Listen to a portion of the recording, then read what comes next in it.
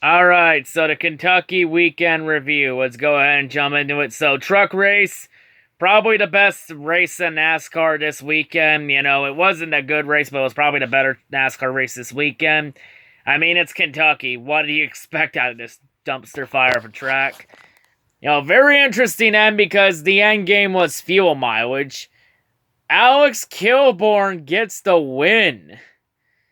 That was Cryborn. He gets the win after Brett Moffitt ran out of gas in the closing laps. And oh, by the way, I think he's got a chase waiver, so with that win, Alex is officially truck chase bound. Because he missed the first 3 races of the season, but he's run every race since. So I think they gave him a waiver in. Plus, he's in the top 20 in points. Like he's 12th in points after this race with that win. So, I think he's locked in. And also, Ross Chastain has officially cracked the top 20 in truck points. So, with this, Ross Chastain is now officially truck chase bound too with his 2 wins. How about that, Chastain? Well, Chastain's run every race in trucks this year. But he only gets points for like half of them. Because the first half he didn't run for points, and it was like announced mid-season that, hey, he's now running for truck points, but he's now in the top 20, so he's in. Like, there's only 3 races left in the truck series, and 5 drivers are locked in. 5 drivers locked in are Brett Moffitt, Austin Hill, Johnny Sauter, Alex Kilborn, and now Ross Chastain. 3 spots left. And the crazy thing is, we're on the verge of possibly having none of the KBM trucks making the truck chase. That's the scary part. Yeah, when your truck team's wins are all Cup Leach wins.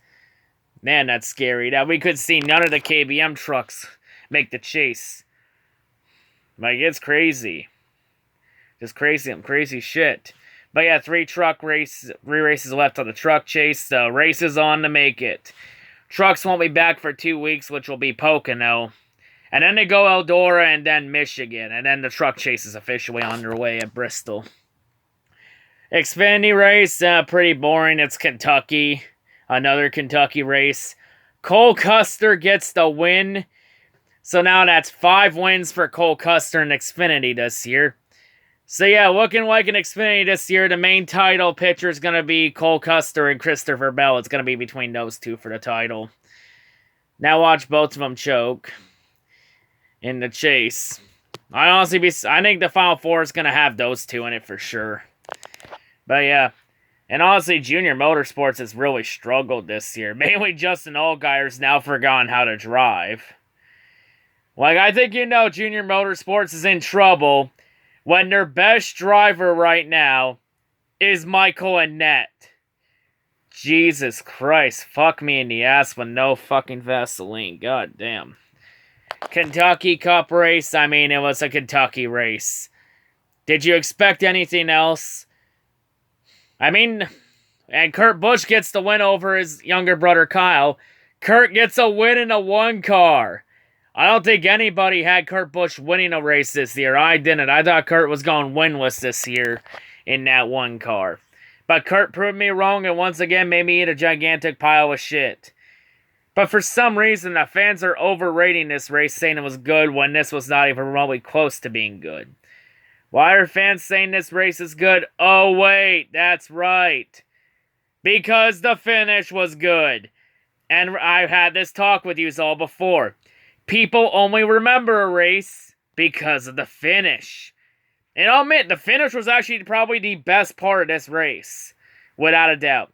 This finish was easily one of the best finishes this year. With Kurt Busch and Kyle Busch aggressively racing each other hard.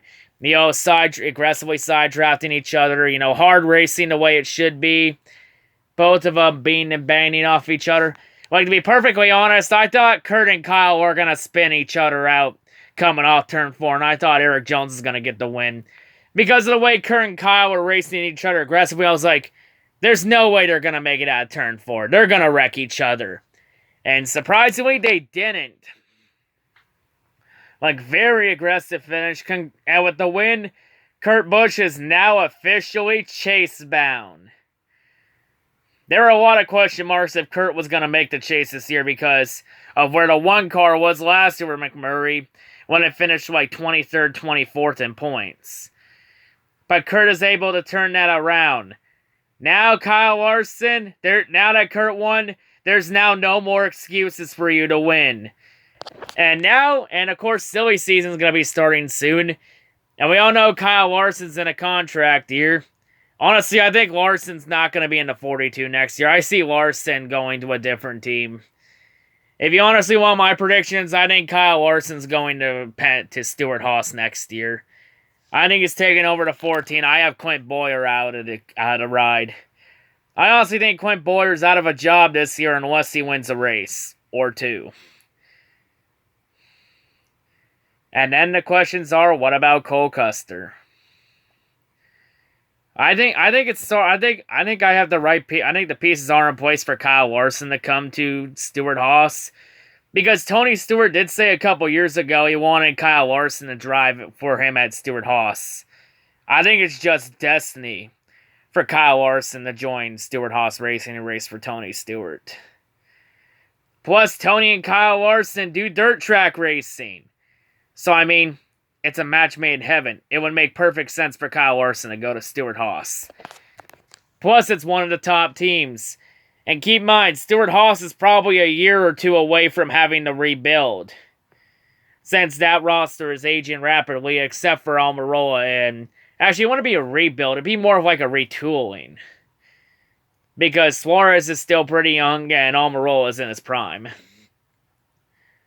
So yeah, Stewart-Haas is probably going to... I think Stewart-Haas should look again Larson. That's the one move I have for sure. And of course, at the start of the year, I predicted that Kevin Harvick would be retiring at the end of the season. If you're wondering who I have replacing Harvick, I have it being Cole Custer. I think Cole Custer is going to be in Cup next year in one of the Stewart-Haas cars. I have Custer in the 4, and I have Kyle Larson in the 14. So I honestly think that 2020 is going to be more of a retooling year for Stewart-Haas. But yeah, that's just that. Moving on to F1 race in England, the British Grand Prix. We will not talk about that race. We're just going to skip ahead. IndyCar race in Toronto. IndyCar, yeah, they're back. Finally, IndyCar's back. This is actually a pretty good race. There was a lot of crashes, especially on lap 1 off stupidity. And, it was actually a pretty competitive race. Like, it came down to fuel mileage with Scott Dixon and Simon Pagenaud. Sadly, it was a good race. Sadly, it had to end under caution when Will Power forgot how to drive and ran straight to a tire wall coming off the last turn. I was like, you gotta be shitting me. Sadly, I hate when races end under caution. I honestly think that once you take the white flag, it's game on, no cautions. It's simply race back to the line. But we can't have night stains like that. So yeah, and IndyCar only has, I think it's like 5 or 6 races left. And the championship battle's heating up. It looks like the main title players this year are... And if you're wondering for IndyCar, the main title players this year are Joseph Newgarden and Alexander Rossi, with maybe Pagenaud and maybe Scott Dixon having a chance. But it's looking like it's mainly Newgarden versus Rossi. But yeah, of course, back to the Cup Series point, I think a lot of people are starting their driver lineups.